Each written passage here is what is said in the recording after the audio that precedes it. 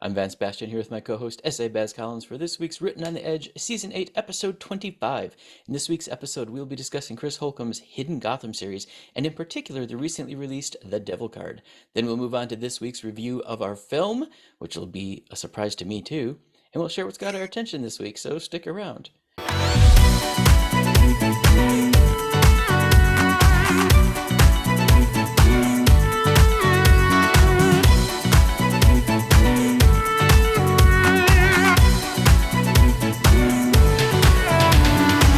First, let's welcome our guest. Chris Holcombe is the author of the LGBTQ plus historical crime fiction called The Hidden Gotham Series, which showcases New York's lively but criminally underrepresented queer world of the 1920s. And he asks that you send gin and chocolate for encouragement. Chris, welcome to the show. Thank you so much for having me. Very, very happy to be here. So, gin and chocolate at the same time? You know what? It's actually not that bad of a mix, to be honest, but it can I be was going to separate. say, I don't think Reese's ever did that combo. Well, the reason I ask, I recently had guests from the UK show up with housewarming gifts, and they came with little bottles of little chocolate bottles that had gin in them. Yeah, I've seen some of those. Yeah, So I've experienced it. I was just wondering if that was your treat. it's not in particular. No, I was just thinking of them separately. But if anyone wants to send me those chocolate bottles, then by all means, There you um, go. I'm up for it. So, where did the passion to write come from? Oh gosh, I was really young. I was about 7 or 8 when I started writing. Just I had these notebooks, spiral bound notebooks everywhere. This is the early '90s, y'all. This is before screens. So I had my pencils and my pens or whatever, and I was writing. And I remember one of the first stories I wrote was in third grade, and it was about a bubble gum. It was about the point of view of a bubble gum. And so it was first person, and I made my teacher laugh so hard she almost fell out of her chair. And I was like, "Oh, this is fun." And so then it just kind of took off from there. Around that time, I got introduced to Sherlock Holmes. Uh, Mm. and I was around third grade when I read A Study in Scarlet, and Oh, then wow. I became obsessed with the mystery genre. And so then I just started writing um, Sir Arthur Conan Doyle knockoffs. I started writing Agatha Christie knockoffs. My brother typewriter was white, huge, had auto-correcting ribbon, and then oh my lord, I was in heaven.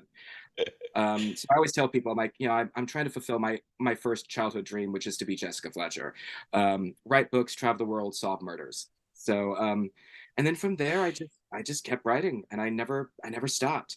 I took a detour. I was in music for a while. I took a detour into songwriting. I'm actually an award-winning songwriter. Um, Congratulations. thank you. I didn't make a dime off that song, but I got to walk a red carpet, so that's all that matters. Did you do it in But Prada? I'm sorry. Did you do that in Prada? I was in Prada. I was. I was Nice. very much in Prada. It was so funny how that came about because of a friend, my friend who I co-wrote the song with. He was like, "I got it into an award show." And I'm like, "That's great." And in my head, I'm like, "Is this at a Holiday Inn basement type of situation?" Because you never know with these things. And I go to the website and I'm like, "Oh, there's some heavy hitters here." And then it was at the Kodak Theater Complex in LA. Oh, And I nice.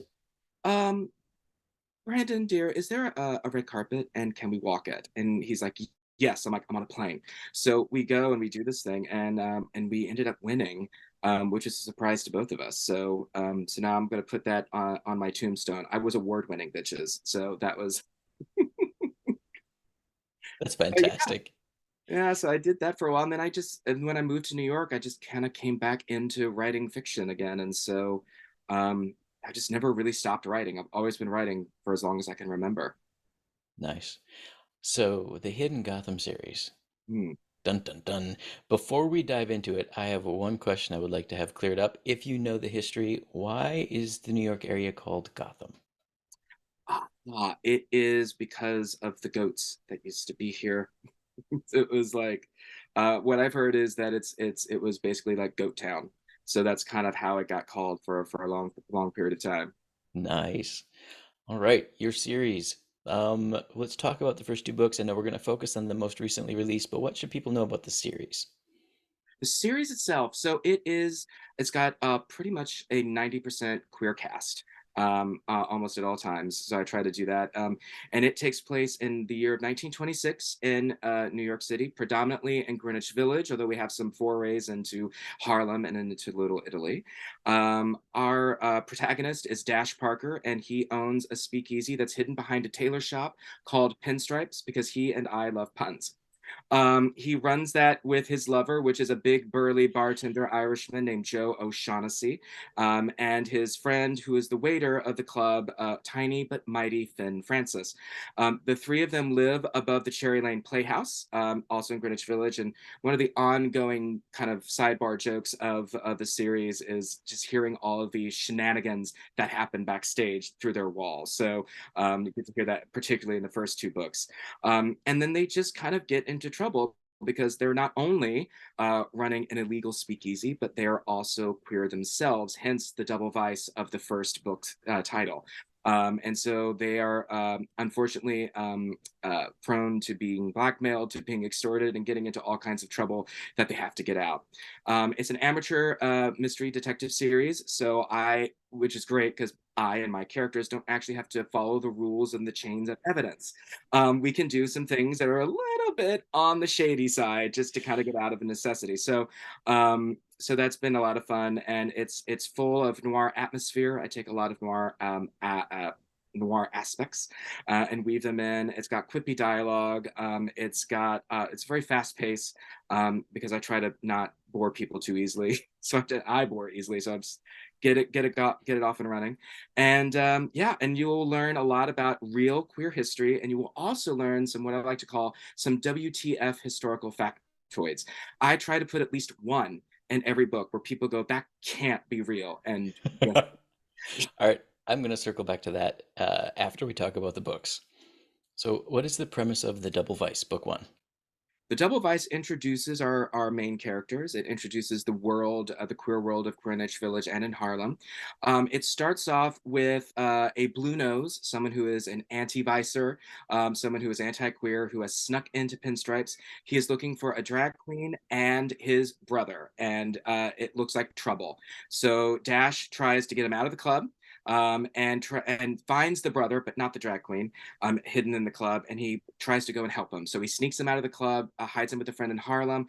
It doesn't go the way that it's supposed to. The poor boy ends up dead, and the brother is back. And he blackmails Dash and his friends into finding the drag queen for nefarious purposes. So he has to outwit a blackmailer, and he also has to figure out exactly what he really wants and what's really going on, and of course, who killed the unfortunate young man that he tried to help. All right, moving on to The Blind Tiger. The blind tiger starts off with with a really big problem, which is there's a dead flapper in the water closet, i.e., the bathroom of the club. And he now has to dispose of the body, and he also has to figure out if she died from bad booze. So this book really dives into a bit more of the chemistry wars that were happening in Prohibition. So Prohibition, the liquor that you got was basically swill. It was essentially like gasoline, right? But there was also when you took a drink, you weren't necessarily sure if it was going to agree with you or not, or if it was going to kill you or maim you, blind you, all that kind of good stuff. And so he's got to figure out if his booze supply was responsible for the death of that poor flapper, who unfortunately for him, was very famous in the tabloids for a trial where her parents basically sued her, which happened a lot based on a real case in 1915, the Eugenia Kelly case. You can look it up. Her parents basically tried to take her to court because of her flapperish ways. So same thing here. And so now, we've got a lot of attention that he doesn't want. He's got to work with his gangster that supplies his booze supply, which also deals with that world, and just try to figure out what happened to this poor flapper girl. So, I have to ask now, is the WTF moment her case, or is it the booze that was being supplied?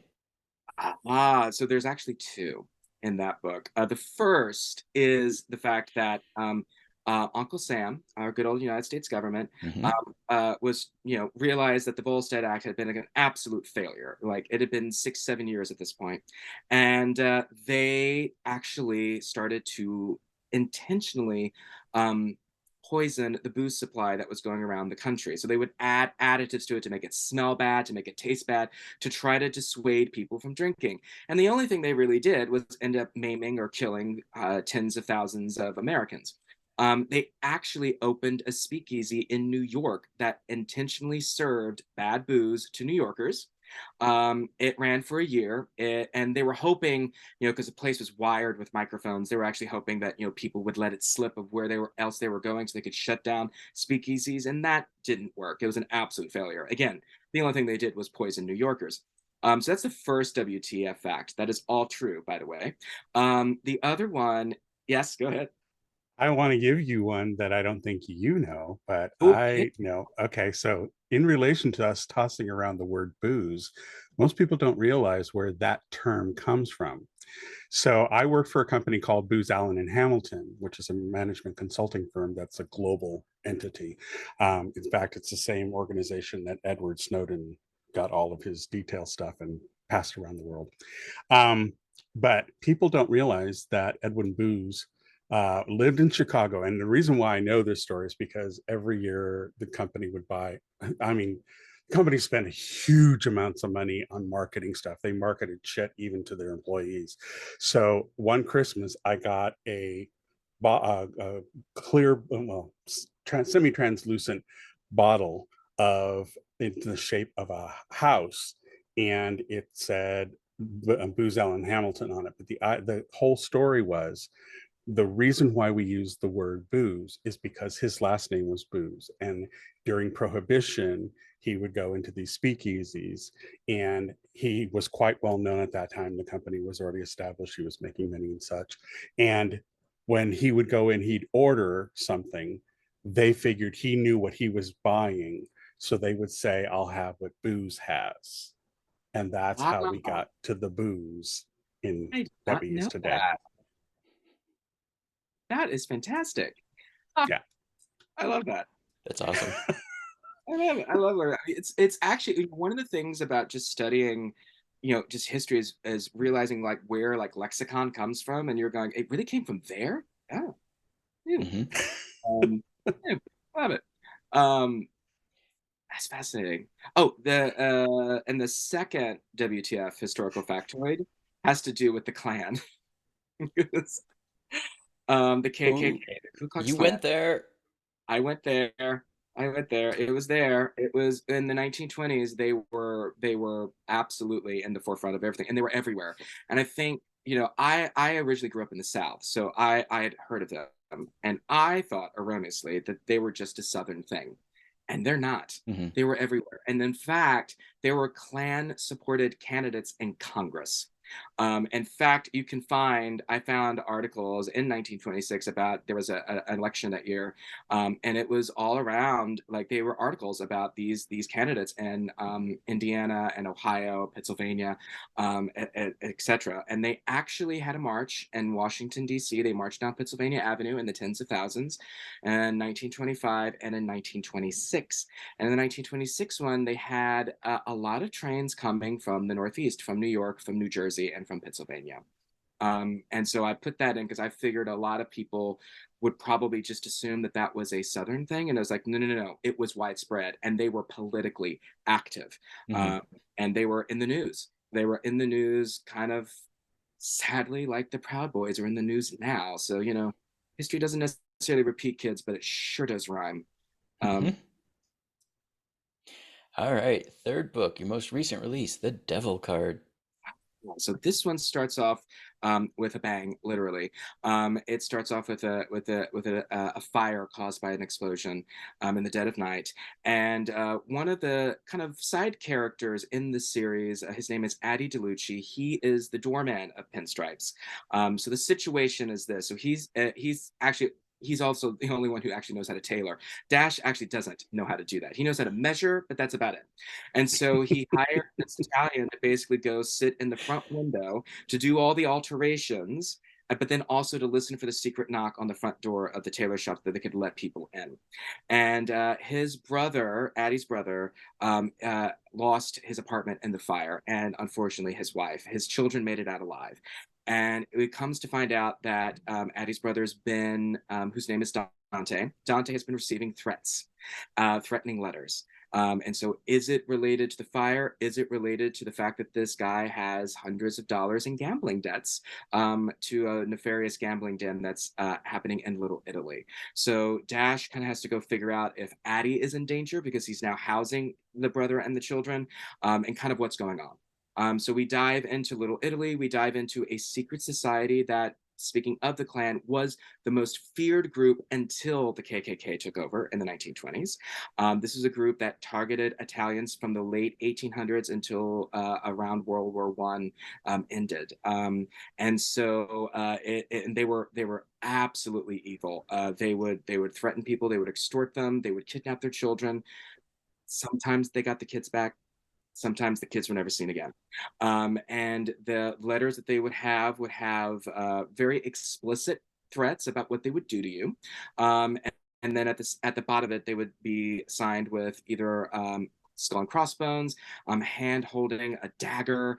It was very, very dramatic, but it was very terrifying. And they never really could really fight back against them. And so then I asked the question of this society that's still a recent memory, are they back? And are they targeting Dante, and why? And so the devil card, the title refers to a tarot card that's also found at some of the scenes of the crime, and is a spiritualist involved. So that story takes place during Halloween. So I try to weave in some Halloween elements.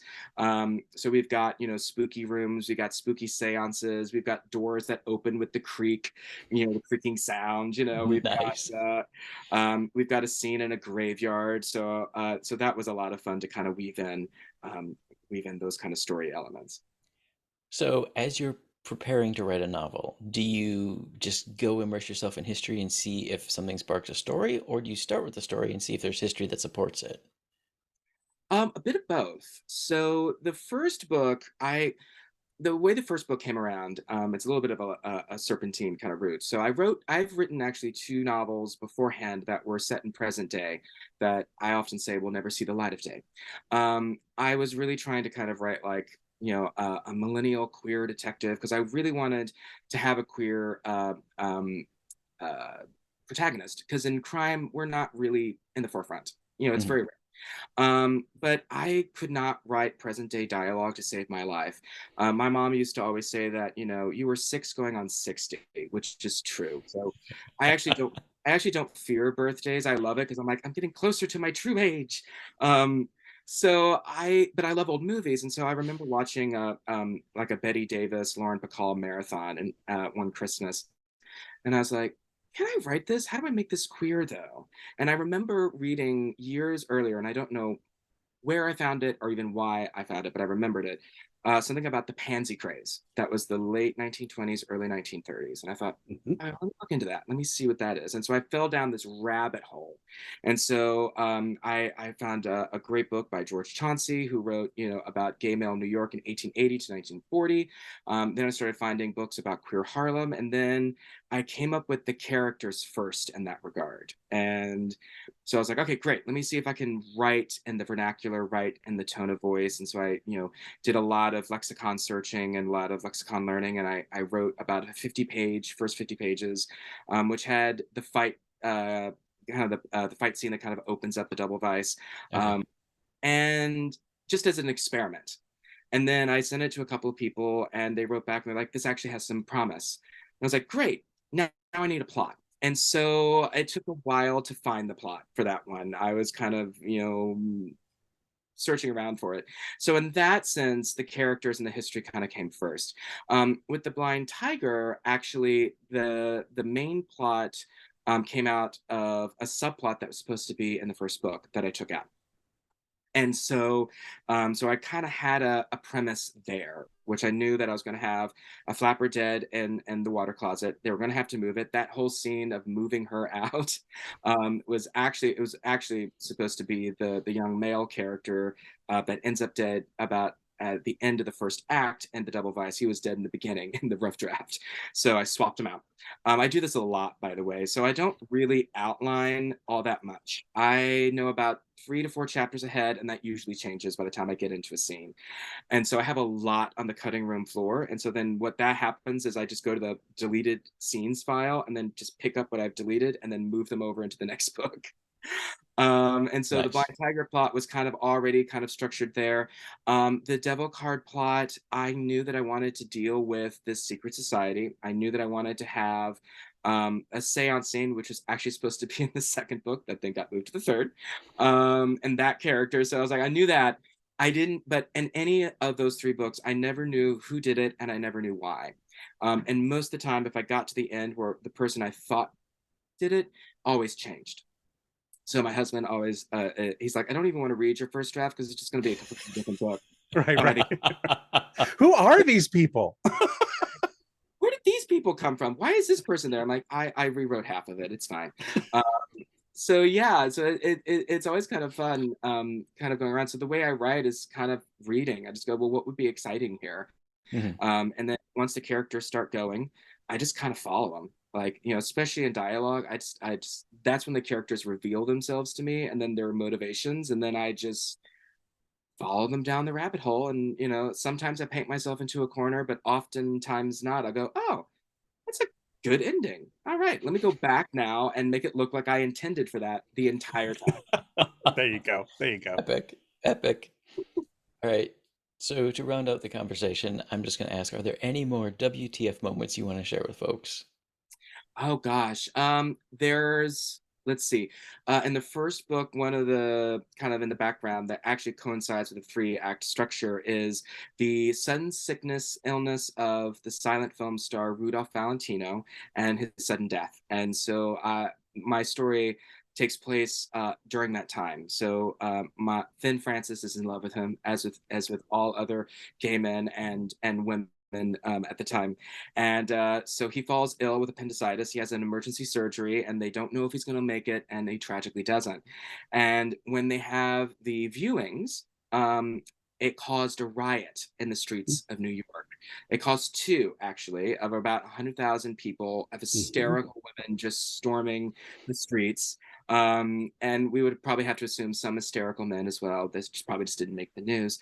And I use that as a way to have like take like the trope of you're chasing the suspect scene, Hmm. lose them, and I thought, well, let's lose them in this riot. So like all these hysterical people, and poor Dash almost gets trampled to death. So that was a fun moment. Another one, it's less of a WTF, but it's more of like, oh God, that's really real, is secret hidden tunnels built to mansions. So one of the mansions in the Blind Tiger actually has a smuggling tunnel. It's still there. It's based off a real house up at, oh God, way up north, 180s, 190s, and it led to the river. And so, you would go and, meet by the riverside and get your rum and everything else, and you just go back into your smuggling tunnel. So those things are very true. And then in the Devil card, we do make mention of the fact that Harry Houdini was on a crusade to expose spiritualists as frauds. Hmm. And so we have one spiritualist who was exposed, who in the story she had to change her name and everything. And I get to talk a little bit about some of the tricks that they did to make it sound Mhm. like a spirit is wrapping the table, or a spirit is writing, a message on a blank piece of paper, and the kind of the tricks of the trade, as it were. So that was really fun to kind of dive into. Um, Nice. and then, yeah, and I'm trying to think of what else. That's what's top of mind. That's fair. So anything else you want folks to know about the series or the Devil card specifically? Yeah, so for the series, it's right now it's a trilogy that focuses a lot on Dash Parker and Joe and Finn and Addie and the world that they're in. We do introduce a couple of characters from Harlem, one of whom is based off of a real life person. The real life person is Gladys Bentley, and she would perform at the Clam House at around 133rd Street in Harlem. She was a trip. We would call her a drag king now, but back then she would have been called a bull dagger, and she would dress in a men's tuxedo with tails, top hat, cane, the whole shebang. She would sit behind her piano. She would vulgarize popular songs. So popular cabaret songs that were like sweet and dainty, and she would just raunch them up. I found in my research, someone had saved the last verse of, there's not a recording of this, sadly, but someone has a written verse that she took of a song called Alice Blue Gown, which is about a dainty little number about Alice Roosevelt in the blue dress that she'd always wear, apparently. She was famous for it. And she turned it into something completely different. I don't know if I can say this on your podcast, so if you have to edit it out, let me know. But she turned that song into a song about anal sex. And, Talk about Smuggler's Tunnel. I mean, right? Like he turned me around, shoved that thing up my brown. He tore it, I bored it. Good Lord, I mean, just like I was like, oh my God, this is too funny. So she would do that, but then it's interesting. It's very much like a cabaret type of performance. You go to the raunchy side, and then she would hit you with like this, like St. James Infirmary Blues. I read that she was known for her version of it that would just make you just tear up and cry. So it's kind of like the precursor to saying, I guess, like Bette Midler in the 70s and the 80s, like raunch, irreverence, and then just rip your guts out. So she was famous for it. She actually eventually opened up her own club in the early 1930s. So my fictionalized version of her is L Train. Her real name is Eloise Ankins, but you don't call her that unless you want to die. But she is the same, she's the same, big, broad-shouldered, butch, beautiful Black woman. And so we introduce her in these 3 books. And we also see her good friend, Flo Russell, who is a dancer at Connie's Inn, a real place. Connie's Inn would actually have 2 shows. They would have a whites only show, which is similar to the Cotton Club. So for those who didn't know, what happened was a lot of these bigger famous places, they would have people of color on stage, but they would only perform to white folks. And white folks were coming up to Harlem because it was all the rage, right? Jazz had been taken over the country right now.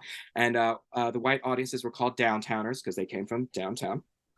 And a lot of them would kind of go just to see the spectacle. But Connie's Inn would have a second show, which would have a Black audience, so they could actually see themselves on stage. So she performs there, and we get to kind of, we're going to start to delve into more of that world a little bit later. I also have a character named Zora May, who is a Baroness of Ceremonies, Baroness of Business. And she's actually based off of several people, several Black women who were actually gangsters themselves in Harlem. And that's how they could stay independent. So they weren't having to be married to be dependent on money. Because at this point, like, we didn't have no fault divorce. I think that's something people have to remember. Like, you and men could make more money than women. So, they were still very much male dependent. And so to be independent, they kind of got into the booze running racket. And so I love her. She's something else. She's an absolute trip. And so the first 3 books have focused more in kind of the whitish world. The next book that I'm going to be working on, that'll be out next year, is going to take place more in Harlem. So Elle, Flo, and Zora are going to get their own stories. So they're going to start to be center stage. And so we're kind of running it. My husband's a Marvel geek, so he's like, you could do it like a Marvel universe. I'm like, okay, we're not going to do time travel because that's just too much. I can't do alternate universes, but what we can do is then focus on different eras and stuff like that. So I'm going to be focusing on that. And then I also have in the first and third book, so in Double Vice and Devil Card, I'm a lesbian lawyer is in place. And we did have female lawyers back in the day. They were not allowed to actually join the New York Bar Association. They had to have their own. Again, chauvinism, the patriarchy, and all that good stuff. But she's going to be featured as well. Yeah. Quick question: is Bessie Smith going to make an entrance, because she was a known lesbian and big time drag king of that period? Yes, her and Ma Rainey. Ma Rainey actually trained. Yeah, there's. I definitely want to get more into that kind of blues world, and a background as a musician. I'm like, I get to really weave in music, which is always to do with a fiction series. But it's great to include our actual heroes of that era. These ones who really did that kind of thing. So exactly. Cool. favorite. Do you know the story with Bessie Smith, where the Klan tried to shut down a performance of her, like somewhere down the South, and she chased them out? They Yes. were so scared of her. I mean, just like she was fierce as hell. I loved her. So yeah, I'm gonna dive into all of that. And oh god, there was something else. Oh, it just went out of my head. That I was gonna be looking at. Damn it. It'll come to me in a minute. But related to kind of our queer history in that regard. But Awesome. shoot. Well, I'll tell you what. It'll come to you at 2 a.m. when none of us are around. I'm going to let Baz ask you our get to know you questions so that your subconscious can process that last thing. And then you'll think of it and be able to tell us. Yeah. Yeah, I can't remember what the other thing I was going to say, which is tragic. Oh well. Well, which social is the best for people to connect with you and get your updates and see what you're going on about? Yeah, absolutely. I'm very active on Instagram. You can find me on the Instagram / at the Chris Holcombe. There was some other Chris Holcombe there, so don't go to them. I'm the Chris Holcombe. There you go. You can also find me on TikTok, same thing, the Chris Holcombe, and I've actually opened up a Patreon, and you can find me on Chris Holcombe Author. So there you will find kind of weekly updates around behind the scenes. So you get to see the glamour, you know, me shooting videos dressed up from the waist up. You get to see the outtakes, of which there are many. I'm going to be uploading and all that stuff, and then of course some updates on how the book series is doing and how the new book is going along. So $5 a month. That's all it takes. Perfect. Any final words of wisdom? Final words of wisdom. I would say that for this series, if you love found family, if you love amateur sleuths, if you love fast pace, if you love quippy dialogue, real queer history that was there. Sorry, DeSantis, as I call him, to Satan. We were here and we have a history, and then some really just history that you never learned in school, that will make you kind of turn your head and go, wow, that's bizarre, then this is the series for you. Perfect. All right, folks, we'd like to extend a huge thank you to Chris Holcombe for joining us today. Chris, thank you so much. Thank you. It was a pleasure. It really was. All right, we Written on the Edge are proud to introduce you to new media by queer content creators, so if you like, subscribe, follow us, you'll get all of it. Now, on to our review.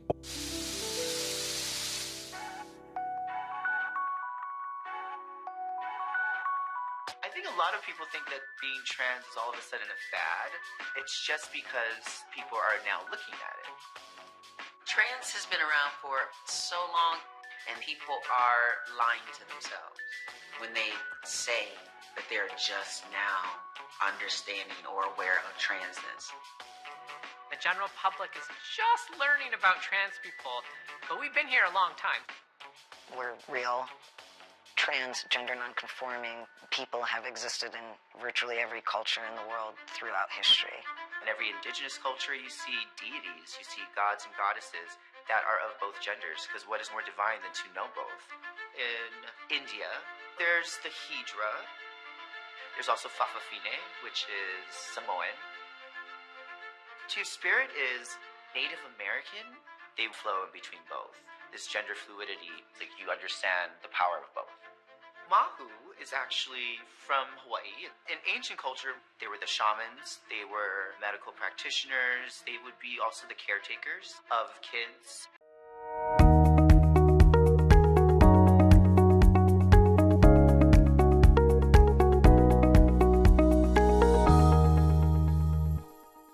It's time to review, and we've got something serious to review. A bit of a documentary. ABC's Soul of a Nation did one called The Freedom to Exist, which aired on June 6th. And I love it, love it, love it when one of the big old established networks takes on a topic and takes it on extremely well. And this is a beautiful example of that. I really did. I'm sorry. I just wanted to jump in real quick and say, and to give a second to what you're saying, I was actually quite surprised at how much ABC had been doing all along on this topic. Yeah. And kudos to them for seeing it. And, so, who knew? I didn't. Mm-hmm. So if you haven't seen any hype about this, the documentary focuses on trans lives and their families in both the media and established actors, and Elliot Page is sort of the front runner for this. But it also goes into families that have just had political fights but weren't super famous, families that have had loss, families that have had some successes. Stars from various shows have weighed in on this. One of, I forgot who he danced for now. Was it Taylor Swift's dancer? Lath was in it? Yeah, like Ashley. Yeah. So they got a nice, big, wide breadth of experience because the trans experience is different for every single person.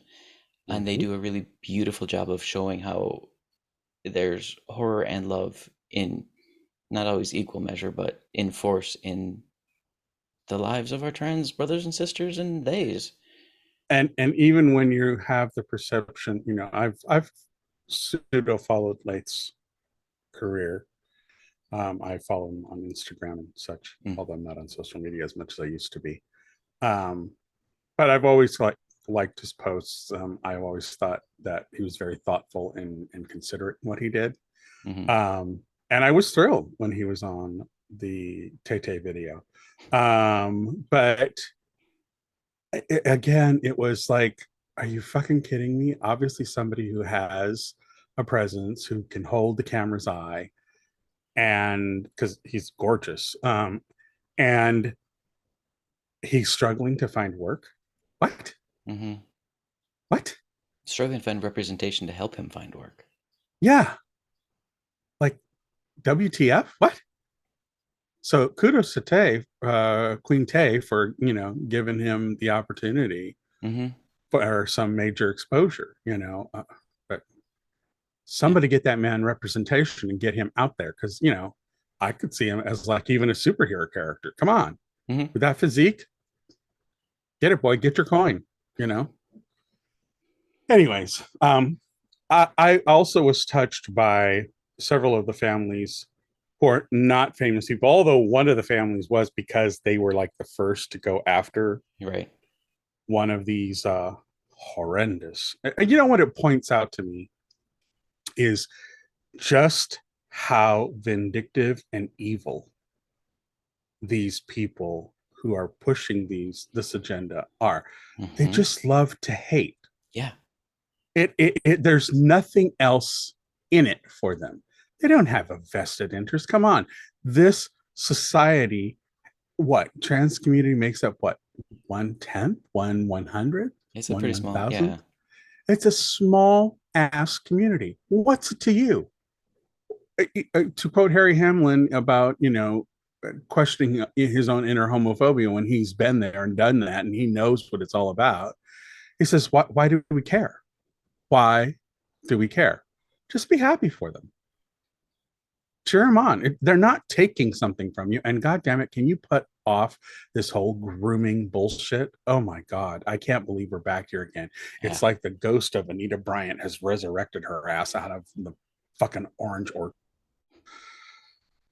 I don't know. But again, what's great about this documentary, and is it only this one episode that they devoted to it? It looks like it. Yeah. Okay. But it's a worthy watch. It's only 42 minutes, but it's a worthy watch. Definitely something that just is, I think, what it does well, what it does the best. And I'm just going to give my ratings right now. I'm going to give it 5s across the board because it's such an important piece.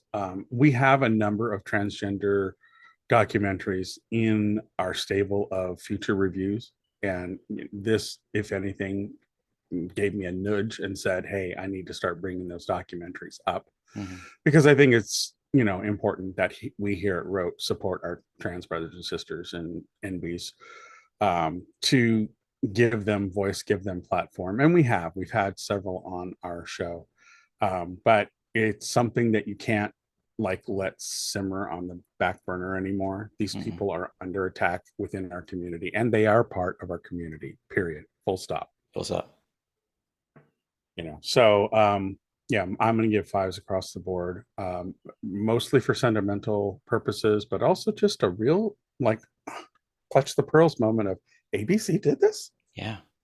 Good on you, ABC. And that is, mine are also fives across the board, but I would like to add that because of the way ABC does documentaries, this is so accessible to people in your lives who may be loving people but have never thought about this topic, or, you know, haven't like included it in their thinking when they go to vote or purchase products. This is something you can share with them because it is ABC accessible and it is beautifully done. And one thing I'll add to that, it's funny, when we get to what am I on about, the perfect segue kind of thing. My sister had a question for me along these lines. Mm-hmm. Now, I've been gay since, I don't know, since Moses came down with separating the waters in Egypt. So, uh, it was back when TV was black and white and you needed a kid to be your remote control to change the channel. Yeah, that's when I was going. But I she asked me a question that I never knew she was struggling with. And my sister's very considerate of the queer community. She's a staunch ally. She's, been around. She has two gay brothers, me and my brother. So it's not like, she's not immersed in the community and the culture. But it was very interesting that she had a question for me. And I'll get to that when we get into what are we on about. Well, let's get into it because, like I said, this is wonderful. It's 42 minutes of your life, and it is an education you need whether or not you realize it. Absolutely.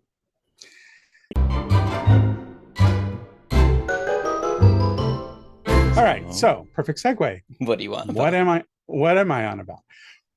Well, it's kind of my honorable mention of who won the week, only because it was the queerest fucking show on TV this week, was the 76th annual Tony Awards.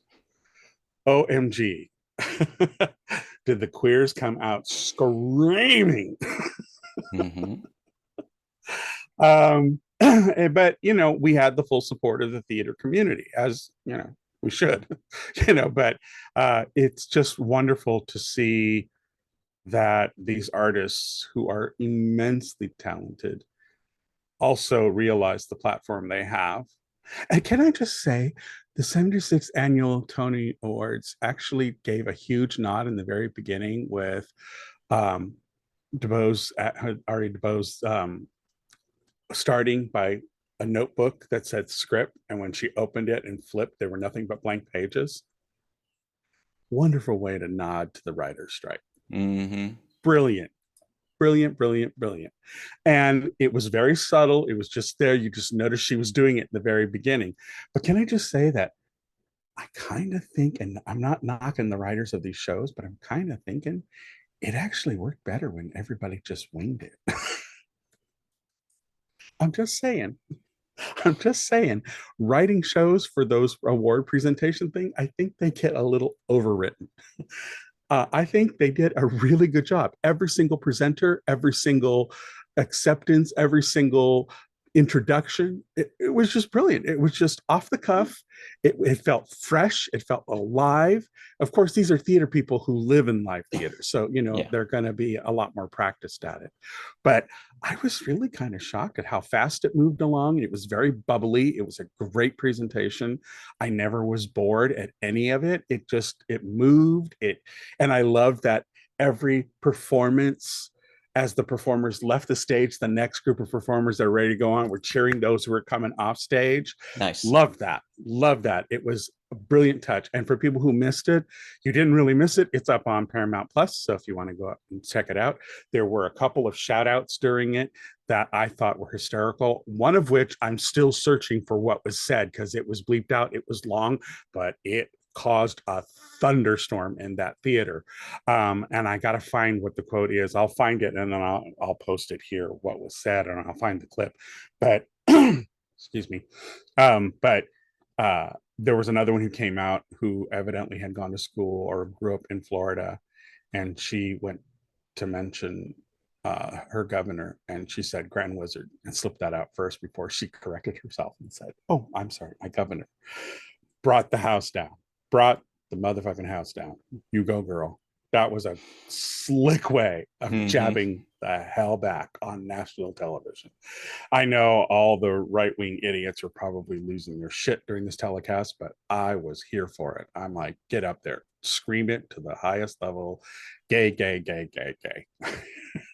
So that's one of the first things I want about. But what reason why I brought up my sister was we were watching it, and Alex Newell, who won for best supporting actor in it. And I think it's interesting. They said actor, but they're non-binary, and I think actor is an appropriate term for that because a lot of actresses are also saying they should be classified as actors and not putting on the female representation of that, but just say we are all actors. We all are That in this is profession. actually a very solid movement in the acting world. Yeah. And I'm here for it, but my sister watched Alex accept the award, and then out of the blue, she turned to me, she goes, "Can I ask you something that I've been trying to figure out?" And I said, "What?" She goes, "When somebody says they're non-binary, how should I address them?" And I said, "Well, the first thing is ask them. They'll tell you." I said, "It's not something you have to be afraid of." Now, mind you, she's been around the queer community because, as I said before, she has two queer brothers. So she's been in the thick of it all her life. But even at the age that we are now, we're all over the half centennial mark in my family. Even then, she had a question about how do I deal with the non-binary community? I'm clueless here, and I'm trying to sort it out. And I thought it was wonderful that she brought it up and asked me, how do I do it? And then what she had confusion surrounding was the they them, and she thought somehow that preceded even their name. And I had to explain to her that it was just a pronoun in the way that you say offhandedly he or her. You can also say they in those circumstances, and that's they singular is an acceptable form of grammar. And but I thought it was interesting that the confusion she had was, okay, but do I say they in place of their name? I'm like, no, their name is still Alex. You would still say Alex, but the bottom line is you recognize that they're not in one side or the other. They straddle both of that whole presentation. And I felt it very refreshing. And of course, like I said, she's been around the queer community, so it's not like she was asking out of spite or anything like that. But I like that my sister, that even after age 50, she wanted to learn and wanted to expand her knowledge and wanted to understand how to engage with that part of the community.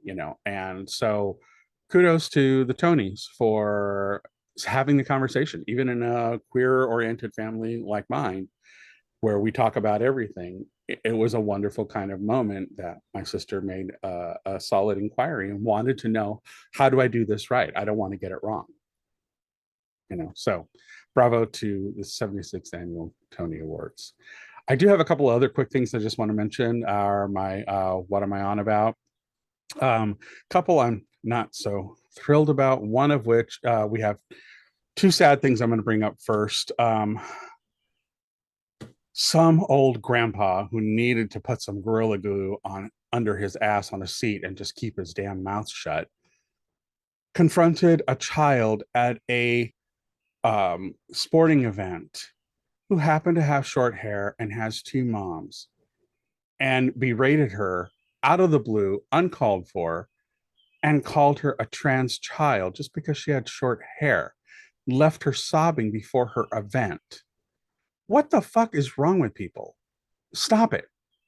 They're a child. What is your problem? Who the hell beat the shit out of you when you were a kid and you feel you have to bully a 9-year-old girl who's just stepping up to compete in a sporting event? And you felt it was not, and this is in Canada. It wasn't even here. Wow. Come on, Canadians. You're better than this. You are so much better than this. You're the America we should be having right now. I'm just saying. Every Canadian I've spoken to has pointed out their flaws too, so yeah, it may not be the promised land. Yeah, it's true. I mean, I just think that there are a lot of things that Canada gets right that America has lost its way on. And this is definitely one of them. And I was really shocked to read this story. Also, we lost a wonderful actor, Treat Williams, yesterday, who was killed on his motorcycle. So really sad. Wonderful actor. It's just, you never know when your time's up. So moving on to some of the more positive things. Ezra Miller on the red carpet for the Flash premiere and had their first comments on how they are coping and moving forward, and how the studio and the studio execs have been very supportive in their progress at reintegration and taking account and taking responsibility for what's gone on, and how they've been working really hard to get things rolling again. And that's all I've ever asked for, is that they get the help that they need, make recompense to whoever they may have wronged, and get it sorted, because I think they're an amazing talent. I don't think anybody plays Barry Allen quite like Ezra does. I've always enjoyed Ezra's performances. I think they're a very thoughtful actor in what they do. So I'm looking forward to it. I'm going to go see it when it opens officially, and definitely going to be there cheering them on. I love their representation of Barry Allen and Flash, so I'm really looking forward to this one.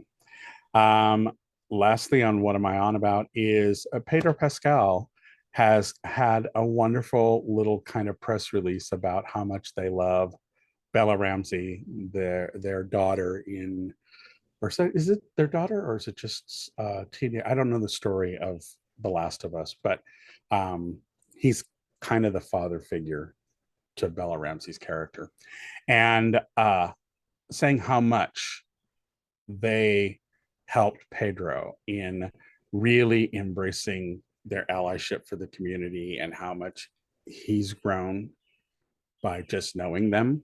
And so it's kind of a lovely thing, and I'm here for it. Nice. So that's what I'm on about this week. What are you on about? My airtime on this may not be as long as yours, but on June 12th, Sorry. On June 12th, the Advocate shared Garth Brooks' statement that his bar and honky tonk would not join the transphobic boycott of Bud Light. I love it when a big country star, somebody that the conservatives generally rally behind, comes out and says, no, we need to all be nice. And he says something along those lines, in that he wants his place to be a place where people feel safe, where they have manners, and people love each other. He says, yes, we're going to serve every kind of beer. And then his final statement in the article is what cracked me up. He says, if you're an asshole, there are plenty of other places in Lower Broadway to go. Thank you, Garth Brooks. Thank you for being a genuinely nice human being. Bravo. Yeah, exactly. So thank your mama for rearing you right, boy. Second on my list, CBS adopted some pride colors. They colored their icon. And of course, haters came out of the woodwork, but they responded to one by shutting him down. And then he said, well, you have nothing to watch on your show but Survivor, and I don't need to watch that anyway. So their Survivor account replied, well, we're kicking you off the island. So thank you, CBS, for standing up and being nice people. Thank you.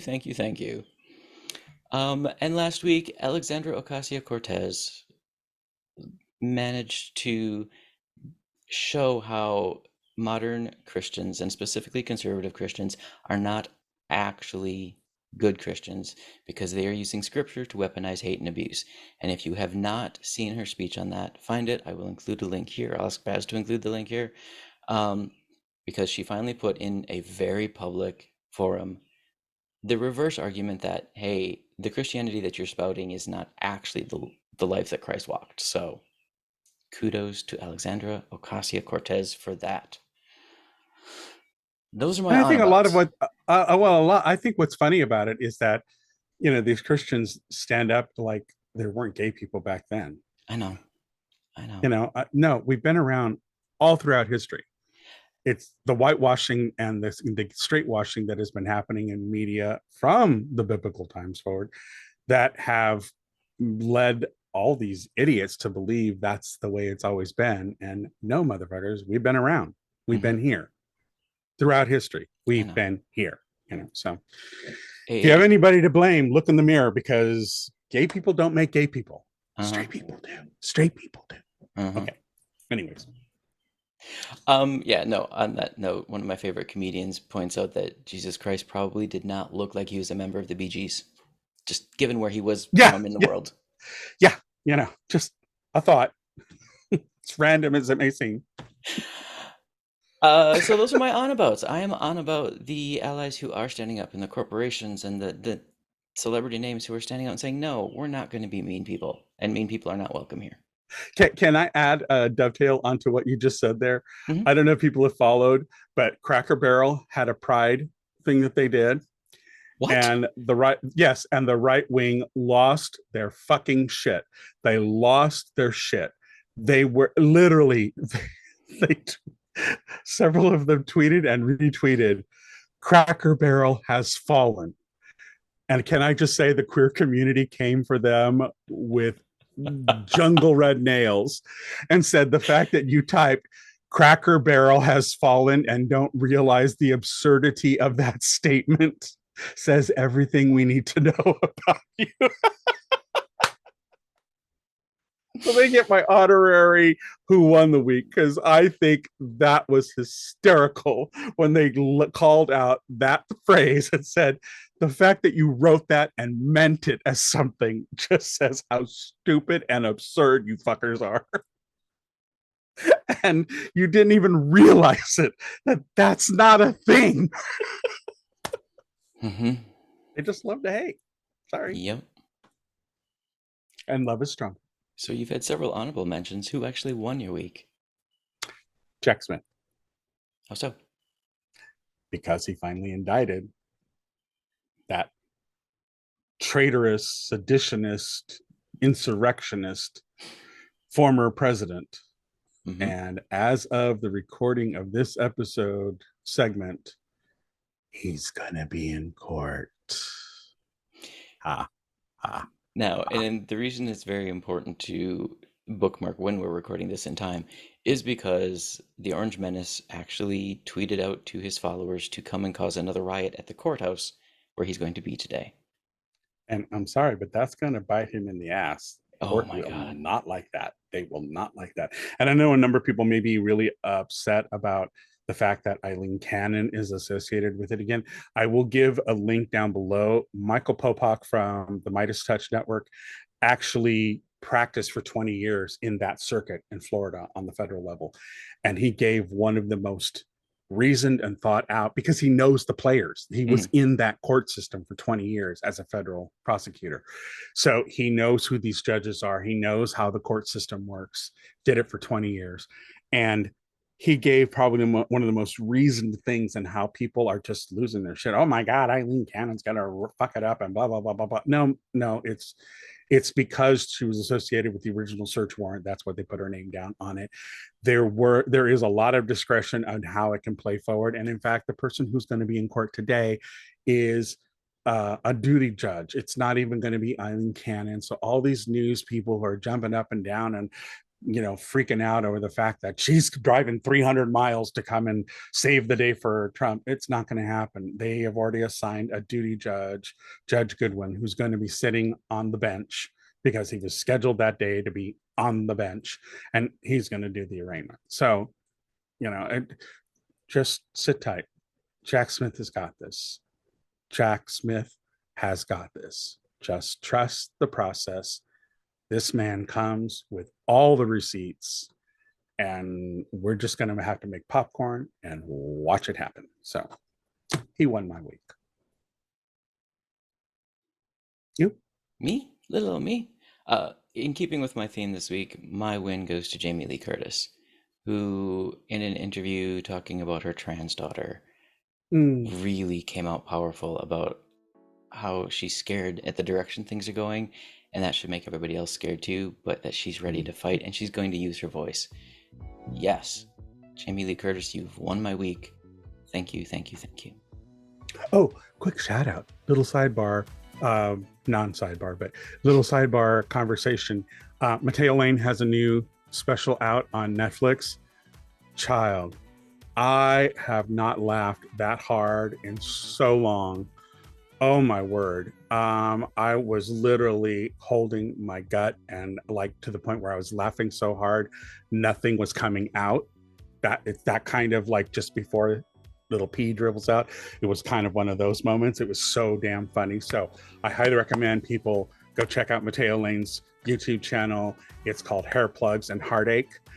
Brilliant 42 minutes. You will not be disappointed. It will make you laugh your ass off about the queer community in ways that I was here for it. I was so here for it.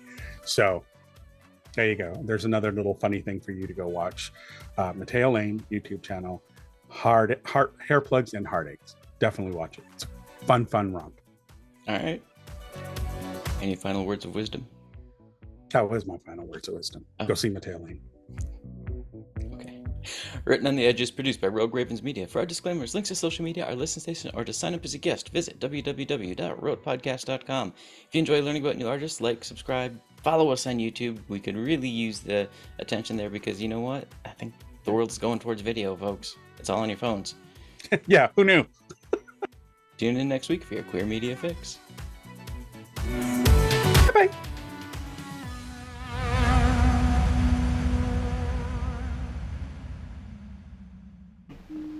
Oh, what's that? Closing time. Bum's Rush and Melody, dear.